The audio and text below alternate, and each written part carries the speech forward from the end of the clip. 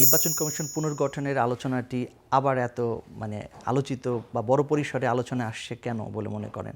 আপনারা কি ওই নির্বাচন কমিশন পুনর্গঠনের সঙ্গে একমত? অনেক প্রশংসিত হয়েছে এই নির্বাচন কমিশন গঠন প্রক্রিয়াটা। কোনোদিন কোনো আপত্তি আসেনি তাদের কর্মকাণ্ডে, বিকজ তারা তো এখনো কোনো নির্বাচন ফেসই করেনি।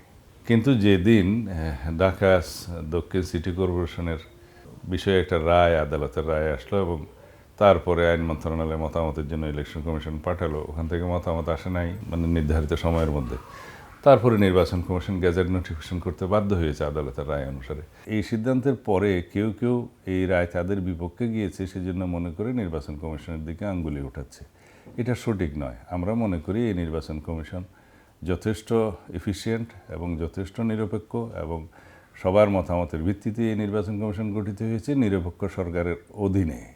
তো এইটা নিয়ে কোনো প্রশ্ন তোলাটা আমরা মনে করি সঠিক হবে না। প্রধান উপদেষ্টার সঙ্গে প্রধান নির্বাচন কমিশনারের একটি সাক্ষাৎ হয়েছে, অনেক আলোচনাও হয়েছে নিশ্চয়ই। আপনারা কি কোনো ধারণা করতে পেরেছেন তাদের মধ্যে কি আলোচনা হয়েছে? আমরা বলেছি এই কি আলাপ হয়েছে সেটা জাতির সামনে স্পষ্টীকরণ করা উচিত উভয় পক্ষ থেকে, কমসে কম প্রধান উপদেষ্টার পক্ষ থেকে। যদি উভয় পক্ষ থেকে না হয়, নির্বাচন কমিশনের কাছে জিজ্ঞেস করতে পারেন আপনারা গিয়ে যে কী আলাপ হয়েছে। ওনারা হয়তো একটা প্রতিক্রিয়া দিয়েছেন শুনেছি, প্রধান উপদেষ্টার প্রেস সচিব, যেটা সৌজন্য সাক্ষাৎ। তো সৌজন্য সাক্ষাতের আড়ালে তো নির্বাচনের কথাই বলার কথা। নির্বাচনের প্রস্তুতি বা নির্বাচন সম্পর্কে প্রস্তুতি নেওয়ার জন্য নির্দিষ্ট সময়ের মধ্যে সেটা হয়তো পরামর্শ দিয়ে থাকতে পারেন। অতি অবশ্যই তফসিল ঘোষণার এখতিয়ার নির্বাচন কমিশনের, কিন্তু সেটা বেসড অন দিস মেসেজ যে প্রধান উপদেষ্টা কী বললেন, কারণ এটা তো কোনো স্বাভাবিক প্রক্রিয়ার মধ্যে আমরা নাই। তো সুতরাং সরকারের পক্ষ থেকেই সেই মেয়াদে নির্দিষ্ট একটা সময়সীমার কথা বলতে হবে নির্বাচন কমিশনকে।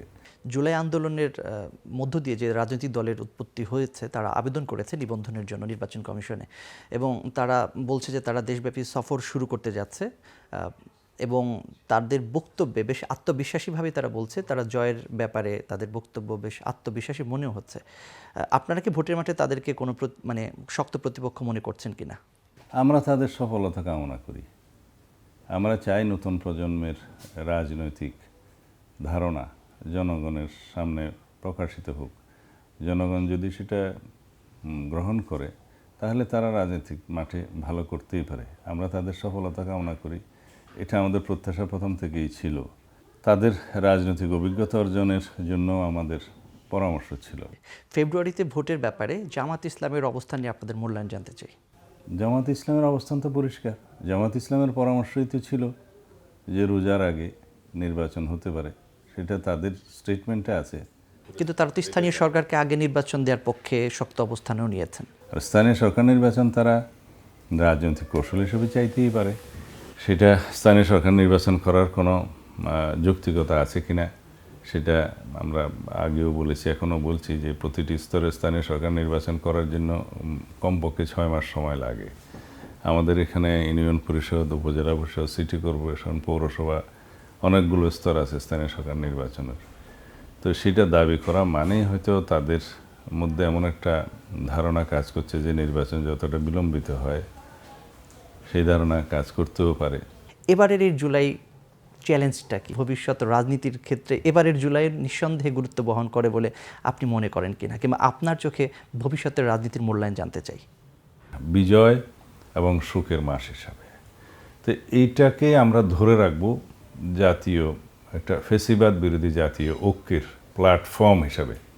এই প্ল্যাটফর্মটা আমাদেরকে কন্টিনিউ করতে হবে। আমাদেরকে এটার উপরে দাঁড়িয়ে আমাদেরকে নতুনভাবে গণতান্ত্রিক একটা শক্তিশালী গণতান্ত্রিক সমাজ ব্যবস্থা, রাষ্ট্র ব্যবস্থা গড়ে তুলতে হবে, এবং এই প্ল্যাটফর্ম হবে আমাদের জন্য জাতীয় জীবনের সবচেয়ে বড় প্ল্যাটফর্ম, ঐক্যের জায়গা।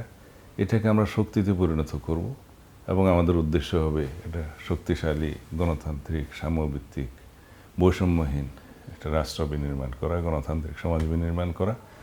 এই জন্যেই আমরা সেই স্লোগানটা দিয়েছি, সবার আগে বাংলাদেশ।